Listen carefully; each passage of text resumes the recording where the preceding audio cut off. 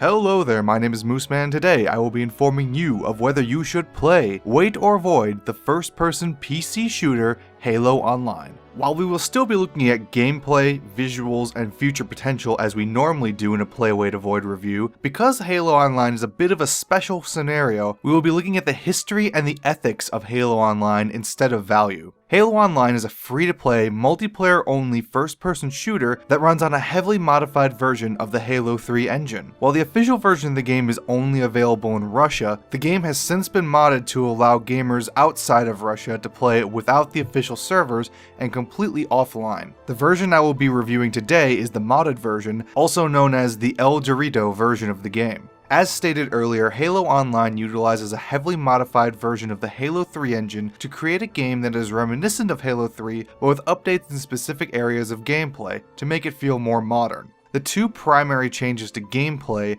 include the addition of sprint and the removal of aim assist. Sprint makes the combat feel faster overall, in addition to giving more power to close-range weapons. The way sprint is balanced in Halo Online, it allows for getting back into the game quicker while still punishing those who run too quickly into battle by adding a delay to the time it takes to fire after exiting a sprint. One problem with the introduction of sprint, however, is that spawns will often flip sides, even in capture the flag type games, due to the teams pushing quickly into the other team's base. Whether this is a problem with the spawning system or not is unknown to me, but sprint definitely affects spawn locations negatively in team-based matches. The removal of aim assist is a vital part of making Halo compatible with PC gaming. Mouse and keyboard allow for much greater freedom and precision of movement, and thus the aim assist is not needed in an environment where controls are not restricted by the sensitivity of the controller. However, for those wanting to still use a controller in Halo Online, there is a minimal amount of aim assist granted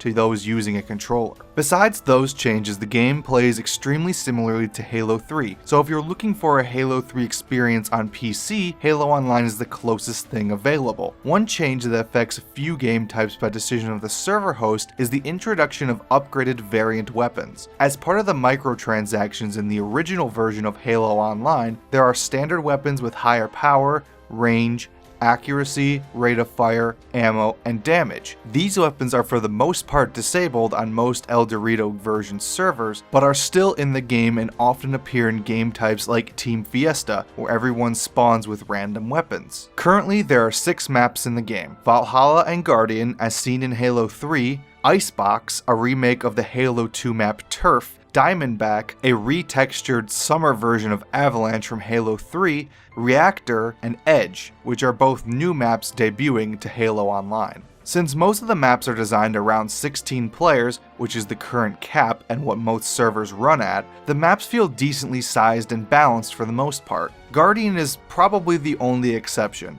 with sprint and large group size making the map feel exceptionally small, but this often makes the map a perfect battleground for some of the more chaotic game types, such as Mosh Pit.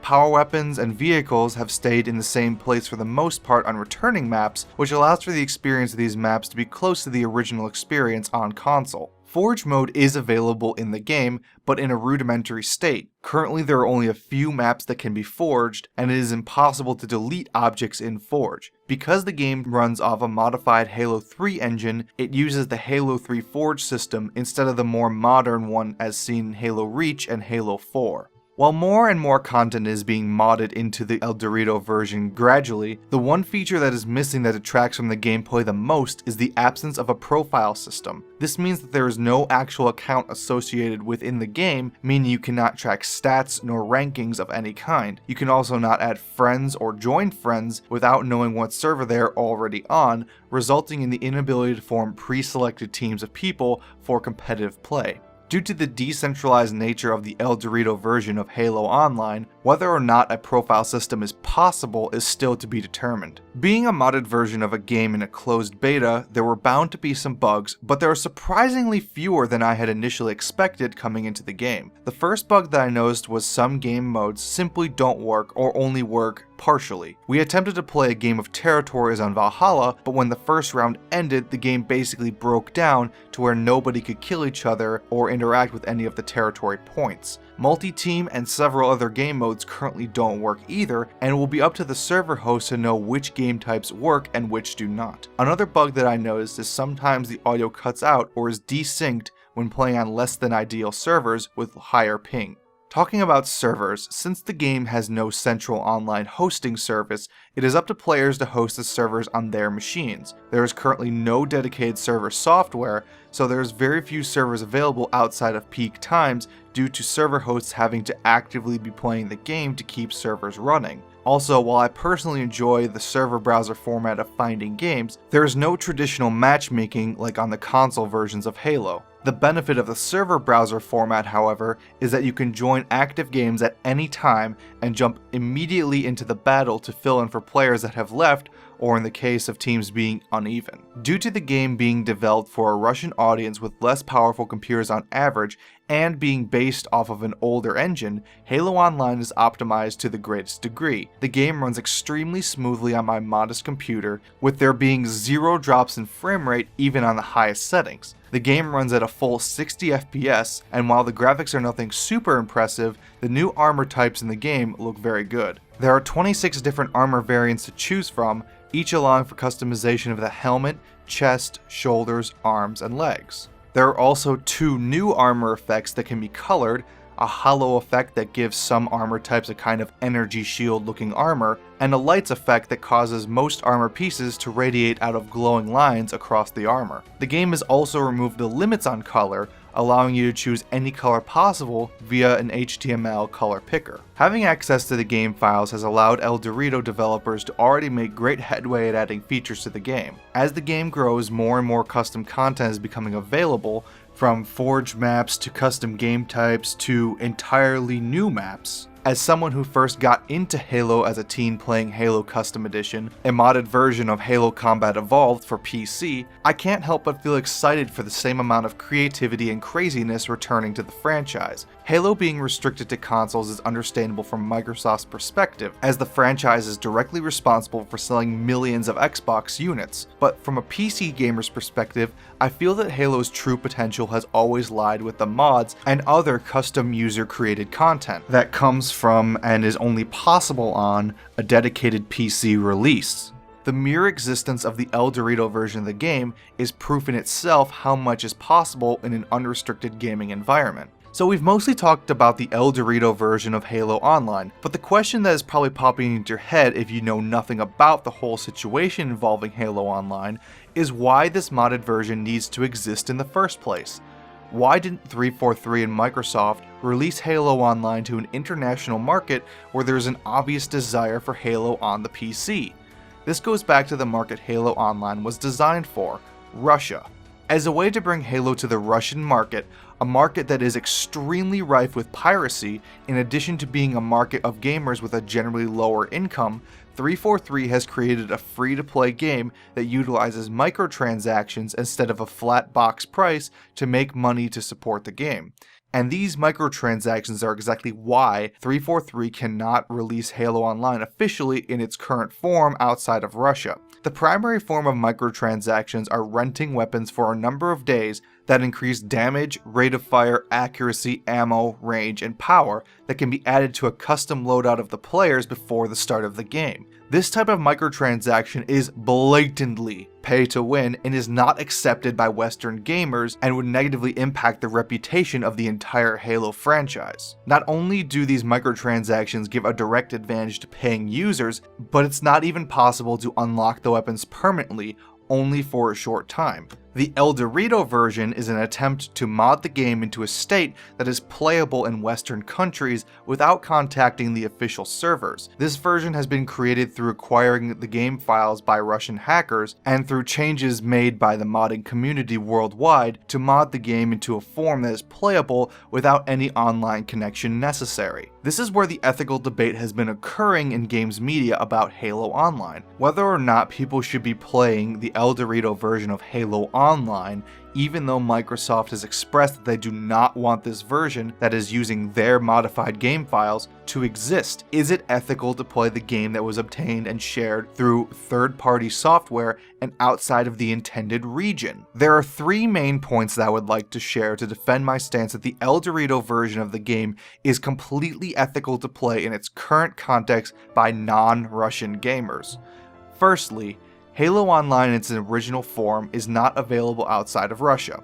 This point should be self-explanatory. There is no way for a non-Russian gamer to play Halo Online through official sources, and thus there is no direct loss of sales or splitting of community due to gamers in non-Russian regions playing the game. Point number 2.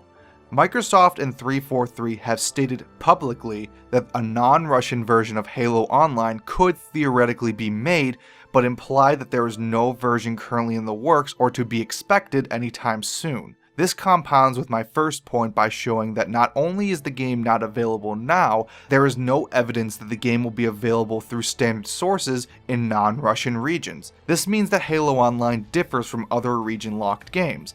It isn't a matter of the game being a timed exclusive, it's a matter of the game, as far as we know, never having a chance to exist in an official format outside of Russia. Point number 3 is that the game is designed to be a free-to-play title. There is no loss to Microsoft due to sharing the modified game files, because access to the game files is inherently unrestricted in a free-to-play format. What all 3 of these points mean is that under no circumstances does Microsoft lose anything due to non-Russians playing the ElDorito version of Halo Online. Until a non-Russian release is created, I see no reason why the ElDorito version of Halo Online should be considered unethical to play outside of Russia. Microsoft may be within their rights to request removal of the files from public hosting sites, but that does not mean gamers should be apprehensive about playing a game that they would never have experienced otherwise. It is important to highlight when sharing a game outside of its official format directly harms the developer's profits, such as pirating a game like Halo 4 or any other standard title, and when sharing a game has little to no impact on developer profits, like in the case of Halo Online. Only because this game meets all 3 points do I believe that it is completely ethical for non-Russian gamers to play Halo Online in its modded form. If the game ever does become available outside of Russia officially, or the game becomes a non-free-to-play title, then gamers should stop playing the ElDorito version and support the official release when they actually can. Halo Online has potential to be the tool that will spawn a brand new Halo community on the PC. Halo Combat Evolved prospered long after its release on PC because of the mods and community creations for the game, and the same possibility is now present with Halo Online. While the game may be available by less than ideal circumstances for non-Russian gamers, it is still a game that I recommend that you play. If you enjoyed Halo 3 and want to experience the same type of community and similar gameplay, then I recommend you check out the ElDorito version of Halo Online. Thank you for watching my play, wait or avoid review of Halo Online. A link to a YouTube video explaining how to install and play Halo Online is in the description below. Also, because of the interesting nature of this game, and because this review was a little bit different than my normal ones, if you have a different stance or agree with my stance on the ethics behind Halo Online, leave a comment below, as this is a topic that I would love to hear your opinion on as well. Finally, don't forget to subscribe to see more of my reviews and other gaming commentary, such as my review of LEGO Worlds, an open world creation game by LEGO, where you can build LEGO creations in an open world environment, or my review of Ironcast, a Mech Combat Match 3 roguelike set in the 19th century Europe.